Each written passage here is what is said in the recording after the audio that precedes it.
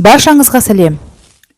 Адамды 98%-ға кедей ететін 109 сенімі және одан қалай арыламыз. Кіріспе. Бұл кітапты қалай оқу керек? Негізінде көпшіліктің ойында бір нәрсе істеу керек еді деген сөздің жүргені рас. Одан кейін неден бастау керек, немен айналыссам екен деген көкейінде келесі сұрақтардың жататыны да жасырын емес. Адам неліктен бизнеспен немесе ешкімге бағынбай өзіне өзі бастық болатын жеке кәсібімен айналысқанды қалайды? Әрине, бір ғана жауап: өмірінің жақсы болуын. Солай емес пе? Яғни ішкі шынайы қалауы өмірінің жақсы болуы үшін бір өзгерісті қажет екенін сезеді. Жақсы өмір, өмірден ләззат алудың өзінен жоғары тұрған сатысына ауысу. Айналасы, ортасы, мүлдем басқа көзқарастағы адамдардың болған қалау және тағы да басқа. Міне, осы талаптар адамды өзгерістерге алып келеді. Сондықтан адам өздерін іздеп курстарға, тренингтерге жазылады. Бизнес кітаптарды оқиды. Бар мақсат өзгеру және жағдайын өзгерту. Құрметті оқырманым, сен бұл кітапқа кездейсоқ тап болған жоқсың. Себебі сенің өзгеру ниетіңде болды. Алла ниетіңе сай бізді жолықтырды. Қуаныштымын. Ендеше бұл кітапты мұқият, асықпай, уақыт бөліп оқығаныңды қалаймын. Себебі барлығының ниеті бірдей емес. Шынайы өзгерісті қалайтындар 1% ғана. Сенің сол 1% ішінде екеніңе мен сенімдімін. Құрметпен, Нұрсұлтан Қазбек. Бірінші сұрақ: бай болғың келе ме? Иә, дәл қазіргі сенің айтатын жауабыңды іштей сезіп тұрмын. Әрине, кімнің бай болғысы келмейді деп айтатының анық қой. Бәрі бай болғысы келеді. Бәрі тарлық көрмей, еркін өмір сүргенді қалайды. Алайда, неліктен адамдар солай ойлағанмен бай бола алмай жүр? Осы сұрақты бір сәт болса да ойланып көрдің бе? Көп созбай бірден ашығына көшейін. Жасыратын жоқ. Интернетте айына миллион табасың деген қаптаған жарнамалар жүр. Біреулер өзінің тапқан миллиондарын дәлел ретінде көрсетіп, менің істегенімді бірге бір қайталасаң, сен де миллионер боласың. Ол үшін мына курсқа қатыссаң, жолын білесің дегендер толып жатыр. Бірақ ақша төлеп қатыстың, нәтиже жоқ. Сол ақша табуға болатын курстарды бірге бір үйреніп алдың, бірақ миллионер болмай қалдың. Ешкімді кінәлай алмайсың. Үйретпеді дейін десең, үйрендің, бірақ табыс миллион болмады. Сабақ уақытында бәрі керемет айтылып жатқан сияқты. Ал нақты сол үйренгендерді іске асырар сәтке келгенде неден бастарыңды білмейсің. Таныш жағдай ма? Қаймықпа. Мен де сол жолдан өткенмін. Рас, қазіргі курстардың жасыратын жоқ, тек коммерция болып кеткен анық. Тек ақша табу мақсатында ғана. Осы сан сұрақтың себептерін өзімде іздедім. Тренингтерге қатыстым, кітаптарды алып оқыдым, бірақ өзгеріс жоқ. Бірден миллионер болмадым. Қазақстанды былай қойғанда Ресей, Украинадағы курстар мен тренингтерге де қатыстым. Дәл мен істеген методты басқа адам да дәл солай істеді. Бірақ біздің нәтижелеріміз екі түрлі шықты. Мен 100 мың теңге таптым, ал басқа адам 5 миллион рубль, 30 миллион теңге тапты. Неліктен олай деген сұрақ мені де мазалады. Кейін себебін таптым. Әр адамның норма деңгейі болады екен. Норма дегеніміз сол адам үшін нормально немесе осы да шүкір жетеді деген мағына. Мысалы, көшедегі бомж үшін күніне 200 теңге нормально. Базарда баласын көтеріп алып садақа сұрап жүретін әйелдер үшін күніне 2000 теңге нормально. Студенттер үшін бір айлық стипендия нормально. Ең төменгі жалақы 42.500 теңге бір отбасы үшін нормально. Қарапайым жалданбалы жұмысшыға 200 мың теңге айлық нормально. Жеке кәсіпкер үшін айына миллион теңге нормально. Бизнесмен үшін айына 1 миллион доллар нормально.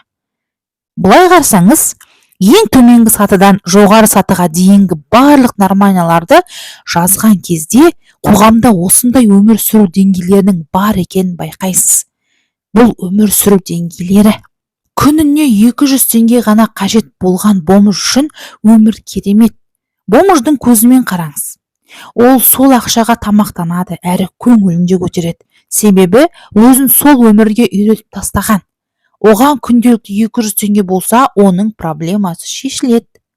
Ал сол сияқты айына 200 мың теңге табатын жалданбалы қарапайым жұмысшы үшін де сол 200 мың теңге бір айға жеткілікті. Ол сол ақшаға көңілін де көтереді, сол ақшаға қалағанын да жасайды. Қонағын да шақырады, кредитін де төлейді. Былай айтқанда жеткізіп өмір сүреді. Ол да өзін үйретіп тастаған. Адамның миы, ойлауы, шығаратын шешімдері сол табысының нормасына сай болады екен. Міне, біздің басты кедергіміз осы норма деңгейінің шеңберінде ойлауымыз. Енді ойлан, сенің айлық табысың 200 мың теңге болса, оны сен бомжға мә, осыны алып дұрыстап адам секілді өмір сүр деп берсең, бомж адам бола ма? Әрине жоқ. Бомж ол ақшаға әлі дайын емес. Өйткені оның норма деңгейі ол ақшаға лайық емес. 200 мың теңге бомж үшін зиян. Ол ақшаны адам болайын деп жұмсамай, керісінше 1-2 күнде жақсылап, қыдырып, тауысып қояды да, қайтадан сол бомж күйіне түседі. Студент те сондай. Ал енді өзіңді елестетші. Дәл қазір саған Алла миллион теңге берсе, сен де әлгі бомж секілді жақсылап, қыдырып, 1-2 күнде тауысып тастайсың.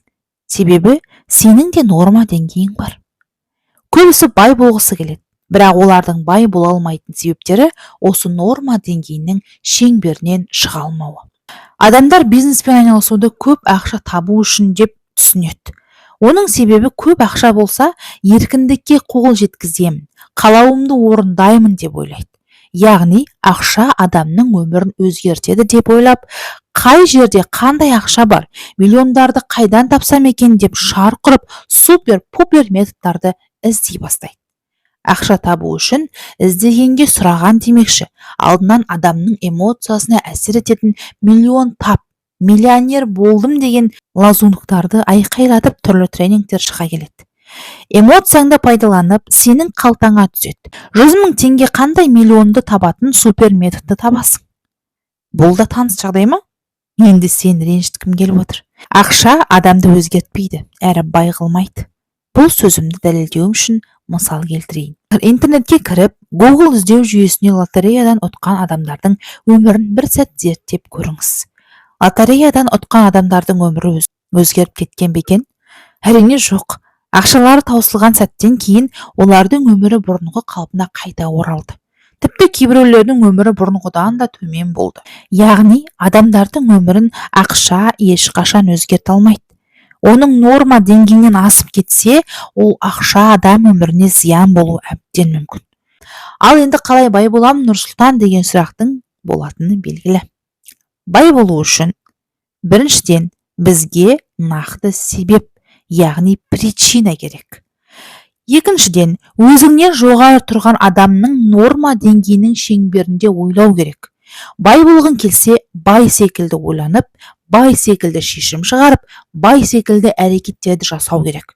Бай дегеніміз сіздің көзқарасыңызда қалыптасқан бай емес, ол теріс пікір болуы мүмкін. Мысалы, дәл қазір саған не себепті бай болғың келеді десем, сенің нақты жауап беретініне күмәнім бар. Себебі, көпшілігі бай болуын қалтада ақшаның болуымен байланыстырады.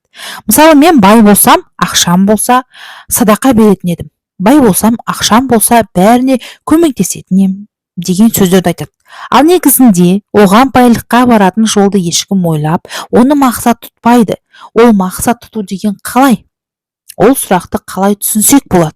Міне, біздің негізгі тақырыбымыз осы жерден басталады. Екі категориялы адам бар. Екеуі де бір планетада өмір сүреді. Бір ауаны тыныстайды. Екеуіне де 24 сағат уақыт берілген.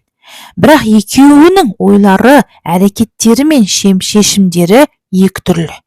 Бірінің әрекеті, шешімі мен ойы байлыққа бастайтын болса, бірінің ойы мен шешімі кедейлікке бастайды. Екі категория мыналар.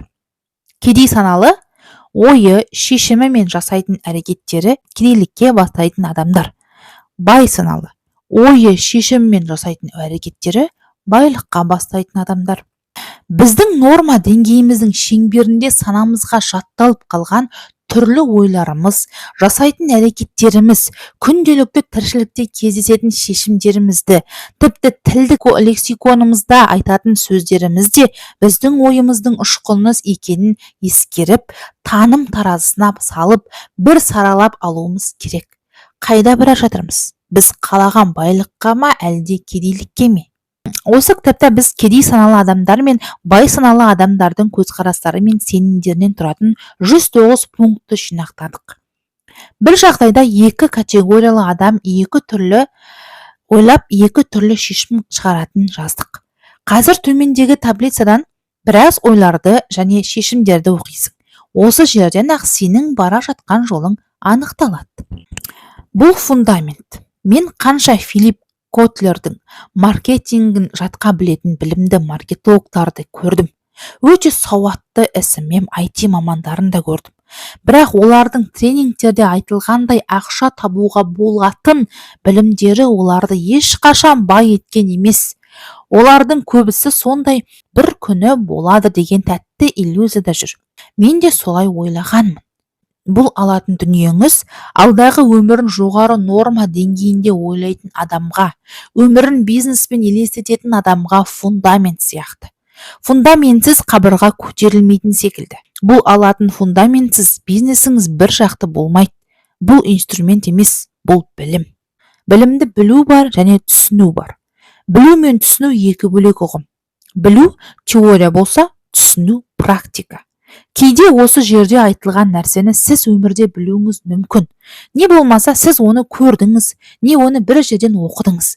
Бірақ бұл сіздің сол нәрсені түсінгеніңізді білдірмейді. Түсіну бастан сол оқиғаны өткеру деген сөз. Мысалы, Алла Құранда сабыр сақтаңдар. Мен сабырлылармен біргемін дейді. Ал біз осы жерде сабыр деген ұғымды білдік, бірақ біз сабырды күнде ұстанбаймыз. Себебі адам сабырды қиын жағдайға тап болғанда ұстанады. Алланың қалауымен біз күнде қиын жағдайға тап болып жатқан жоқпыз. Адам қиын жағдайға тап болмайынша сабырды білет, бірақ түсінбейді. Қиын жағдай келгенде сабыр сақтамаса, оның білгенінің пайдасы жоқ. Себебі түсінбеген. Ал біліп, оны қиын жағдайда ұстанса, демек ол білімді түсінді деген сөз. Сол сияқты кейбір нәрселерді сіз білуіңіз мүмкін, алайда оны түсінбеген болуыңыз да ғажап емес. Демек, білемін ғой оны деген көзқараспен оқитын болсаңыз, өзгеруге сіз әлі дайын емессіз деген сөз. Адамды бай ететін негізгі ақша емес. Адамды бай ететін ойы, шешімі, әрекеттері. Бұл фундамент. Осы аралықта кедей саналы адам мен бай саналы адамның көзқарастары мен сенімдерін анықтайтын құрал бар. Ол кедей саналы мен бай саналының алдына келгенде шығаратын шешімі. Мысалы, кедей саналы, егер бай болсам, анамды Меккеге апарамын. Бай саналы, мен анамды осы жылғы қажылыққа апарамын. Ол үшін маған 10.000 доллар керек. Оған дейін менде 7 ай уақыт бар. Демек, мен айына 1200-1500 доллар артық жинап отыруым тиіс, деп айтады. Осы жерде кім бай болады? Сонымен, кедейлікке бастайтын 109 сенімді анықтайық. Сізге бұл нәрсені анықтауға бар жоғы 10-15 минут уақытыңыз кетеді. Бірақ жауап беруде шынайы болыңыз. Бұл сізде 180 градусқа өзгерту болатынын анықтайтын құрал. Төмендегі әрбір сенімді дауыстап оқып, оны дәл қазір қаншалықты дұрыс емес екен 0-10 балл арасындағы шкаламен бағалаңыз. Егер дұрыс болса 10, мүлдем дұрыс емес болса 0 баллмен қойып шығыңыз. Құрметті оқырман, ары қарай видеоны тоқтатып қойып, қағаз қаламыңызды алып, жазып алсаңыз болады.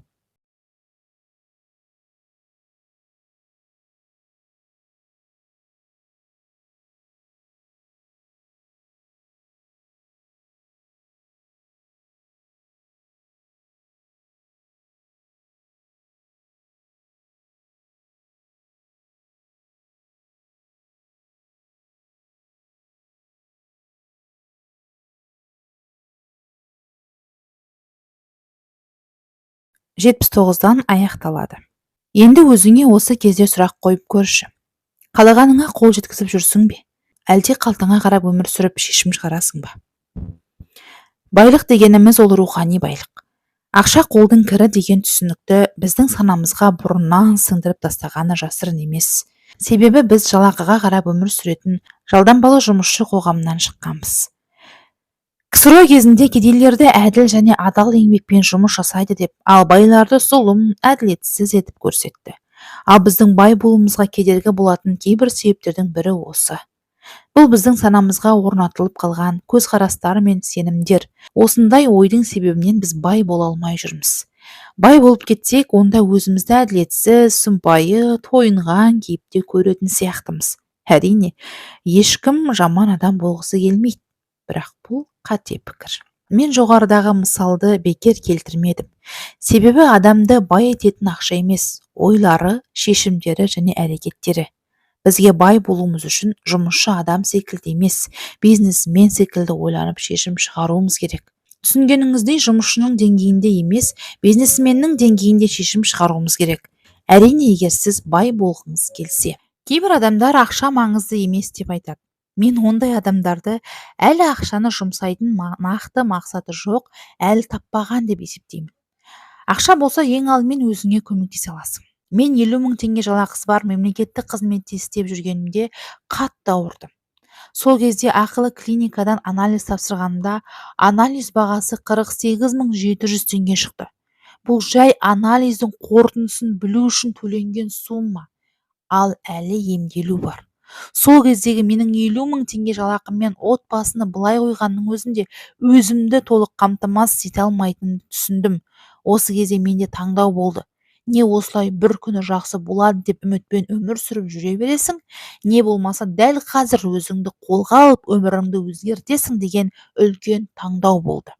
Осы кезде менің шешімім менің тағдырымды анықтамақ. Мен сол кезде дұрыс шешім қабылдадым деп ойлаймын. Дәл осындай таңдау саған да түсіп тұр. Яғни ақшаң болса, ең алдымен өзіңнің жеке басыңа көмектесе аласың.